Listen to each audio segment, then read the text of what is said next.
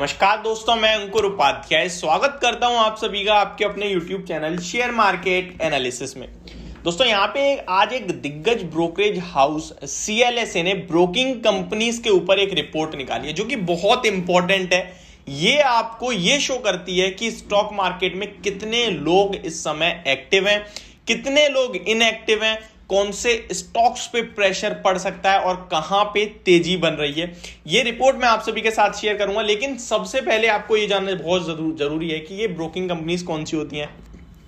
तो सिंपल सी बात है, आप जब शेयर खरीदते हो या बेचते हो तो आपके पास ना एक डीमेट अकाउंट होता है। वो डीमेट अकाउंट जिस भी कंपनी के साथ है, दैट मीन्स हो सकता है आपका अप स्टॉक के साथ हो सकता है एंजल वन के साथ हो सकता है ज़ीरोधा के साथ हो या पेटीएम मनी के साथ हो, किसी के साथ भी। तो ये जितने भी ये कहीं ना कहीं ब्रोकिंग फर्म्स हैं, ये होती हैं ब्रोकिंग कंपनीज, ठीक है।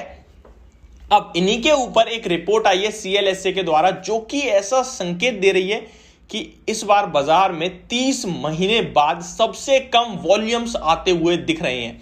ये सबसे कम वॉल्यूम्स का क्या मतलब है? यानी कि जो ट्रेड है, यानी कि जो हम हैं, आप हैं, जो एक्टिव लोग हैं वो कम है, कम वॉल्यूम्स आए हैं और बाजार में भी ना जान नहीं है। आप देख ही रहे हो, कंटिन्यू निफ्टी बेशक हाइस पे कहीं ना कहीं खड़ी है, बैंक निफ्टी हाई लगा रही है, बट फिर भी ना मजा नहीं आ रहा मार्केट में, क्योंकि स्टॉक स्पेसिफिक नेगेटिव एक्शन चल रहा है। मार्केट 50-100 पॉइंट्स की रेंज में घूम रही है। इंडिया विक्स 12-13 पे आ गया है। तो ये दर्शा रहा है मार्केट में किस हिसाब की शांति है, कुछ है ही नहीं। तो इसलिए आज की जो रिपोर्ट है उसकी हेडलाइन मैं आपको बताऊं, 30 मंथ्स आफ्टर 30 मंथ्स, 30 महीने बाद सबसे कम वॉल्यूम्स इस महीने आएंगे, मैं आपको बता दूं।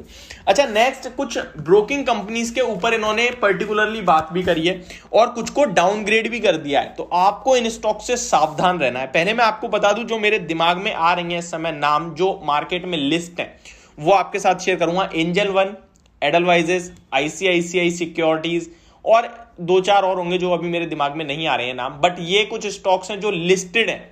अब एंजल वन आपको पता है, एंजल ब्रोकिंग है।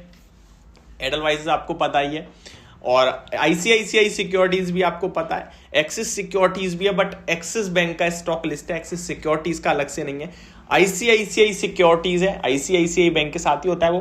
तो ये कुछ ब्रोकिंग कंपनीज हैं जिनका शेयर मार्केट में लिस्ट है। इनमें से एक पर्टिकुलर नाम मैं आपके साथ शेयर करूं तो ICICI सिक्योरिटीज के बारे में बात करूंगा।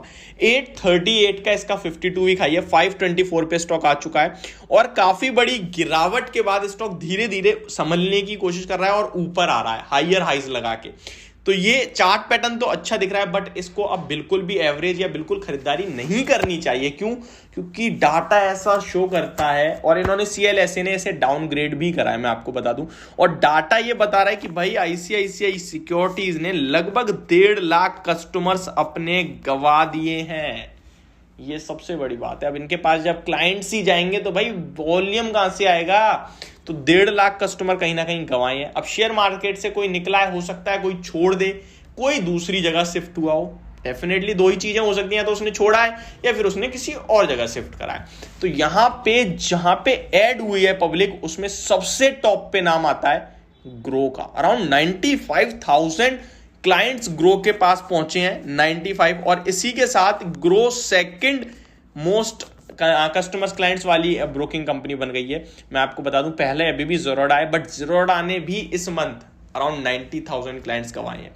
तो ये कोई डाटा है जो आपको दिखा रहा है कि इस बार बाजार में उतनी एक्टिविटी हुई ही नहीं है, इसीलिए आपको मार्केट भी ठंडी दिख रही है, ठीक है। अब मैं आपके साथ कुछ स्टॉक शेयर करूंगा जिनके नाम लिए। ICICI सिक्योरिटी चार्ट्स के अकॉर्डिंग तो मुझे अभी खराब नहीं दिख रहा है, बट हाँ, जो डाटा सामने आया उसके बाद देखते हुए ऐसा लग रहा है कि आपको थोड़ा सावधान ही रहना चाहिए। स्टॉक में जो 700-800 के हाई लगे थे, 450 रुपए के लोज लगे थे उसमें, और 450 भी नहीं, 430 के, फिर वहां से धीरे धीरे रिकवर होकर स्टॉक 524 पे आ गया है। स्टॉक में एक छोटा सपोर्ट दो तो 500 रुपए का, जब तक 500 रुपए के नीचे नहीं जाता तब तक आप बने रहिए। 600 रुपीज तक स्टॉक ऊपर में आ सकता है और उसके ऊपर निकलेगा तो ब्रेकआउट होगा, अदरवाइज स्टॉक नेगेटिव ही है। बट हाँ, अभी पॉजिटिव ही दिख रहा है, ज्यादा दिक्कत वाली बात नहीं है।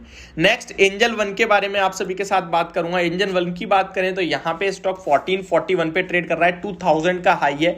2 साल का चार्ट खोलूं तो मल्टीपल सपोर्ट्स है 1000 रुपीज के पास। तो 1000 रुपीज के पास जब भी आए 1100 1150 क्योंकि टॉप बॉटम पे नहीं खरीद सकते हम। तो 1150 पे है तो आपको ऐड करना चाहिए और ऊपर में अराउंड 1600 के टारगेट्स रखने चाहिए, क्योंकि वहीं तक जाता है स्टॉक फिर घूम जाता है। अभी नो ट्रेड जोन में मेरे हिसाब से, बल्कि नीचे आने की तैयारी कर रहा है।